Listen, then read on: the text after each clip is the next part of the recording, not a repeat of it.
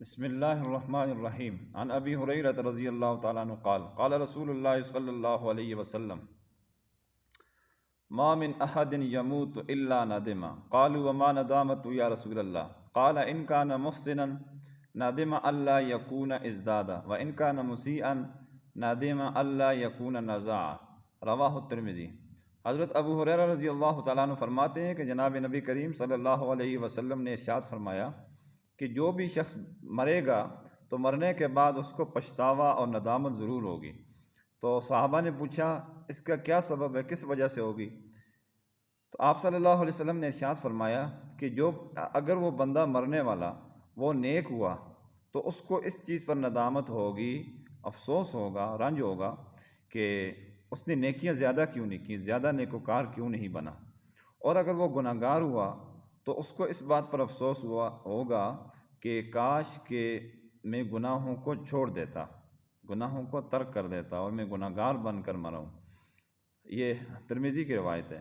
حدیث مبارکہ میں یہ بھی آتا ہے کہ مرنے کے بعد اہل ایمان کو کسی چیز کا قلق اور افسوس نہیں ہوگا، حدیث کے اندر آتا ہے۔ ہاں، اس چیز کا افسوس ضرور ہوگا کہ جو گھڑی، جو موقع دنیا کے اندر نیکی کے بغیر، حتیٰ کہ یاد خداوندی کے بغیر گزر گیا، اس کا افسوس مرنے کے بعد بھی ہوگا اور جنت کے اندر بھی ہوگا۔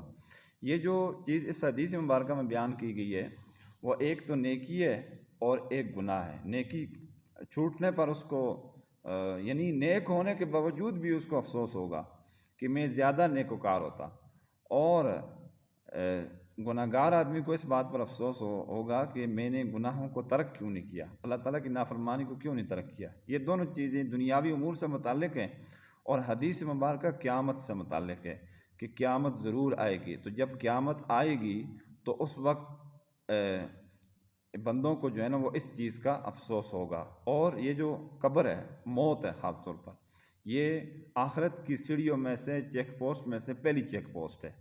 تو اس میں پاس ہونے کی ہر بندے کو کوشش کرنی چاہیے۔ دنیاوی معاملات کا وہاں پر کسی کو بھی کچھ افسوس نہیں ہوگا۔ ہاں، جو چیزیں رہ گئی ہیں حقوق لباس، اگرچہ وہ نیکیاں ہی ہیں، ان کا بھی ضرور ان کو افسوس ہوگا۔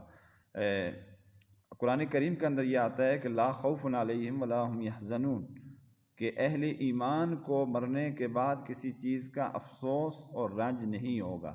مثلا خوف نہیں ہوگا۔ خوف آئندہ کے بارے میں ہوتا ہے کہ جس مقام پہ چلے گئے ہیں وہاں پر ان کو کسی قسم کا ڈر اور خطرہ آئندہ کی زندگی کے بارے میں نہیں ہوگا۔ ولا هم یحزنون، جو زندگی گزار کے آئے ہیں ان پر ان کو رنج نہیں ہوگا۔ تو مطلب یہ ہے کہ دنیاوی معاملات سے متعلق ہے، جتنے یہاں نقصانات ہوئے، جو کچھ بھی ہو، خطرہ لگا رہتا ہے، تو یہ اس چیز سے متعلق ہے۔ باقی جو چیزیں دنیا میں اس سے نیکیاں رہ گئی ہیں، گناہ ہو گئے ہیں، ان نیکیوں کے چھوٹ جانے پر اور گناہوں کے ہونے پر اس کو افسوس ضرور ہوگا، اور یاد خداوندی کی جو گھڑی اس سے ضائع ہو گئی ہے، کوئی بھی موقع نیکی کا اس سے ضائع ہو گیا، اس کو افسوس ہوگا۔ اللہ تعالیٰ ہم سب کو قیامت کے لیے اور موت کے لیے تیاری کرنے کی توفیق عطا فرمائے۔ وآخر دعوانا ان الحمد للہ رب العالمین۔